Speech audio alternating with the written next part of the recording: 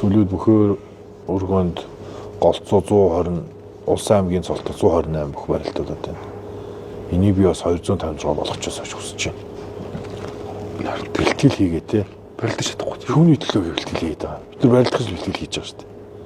Тэр яг голд нэг хэсэг хүмүүс хохирчод байгаа байхгүй. Шивтэр бол яг очоод барилчээд байна те. Чансаатай чансаагүй те. Чансаа. За нэг гайгүй барилж байгаа хэдэн аймгийн цолтоо бөхчүүд нэг орж барилчээд байна.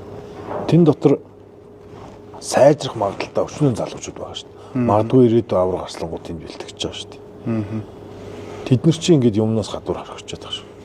Сая 256 барилж чинь. За яг цаг хугацааны хувьд жоохон сунжирж илээ. Гэтэ гоё болж л шүү дээ. Тэгэл тэр олон сайхан бөхчүүд ингээд хамрагдаад барилж байгаа. Би бол дэрийг нэг өмнөх шүүгээ бас шилжүүд зүгээр санагдаад байна. Яг үнэхээр одоо ерөнхийлөгчийн сомч гэдэг юм онцгой барилтаанууд төр бол 128 барилтуулна биз. Би бас яг аврахтай адилхан байр суурьтай байдаг. Тэгээд одоо ингээд бодохоор би үнэхээр болохгүй бол одоо нөгөө BDD үед чинь нөгөө торгуулийн суман гэж байлаа шүү дээ. Манай үед байгаагүй нөгөө барилт надаас 7 жил үг юм.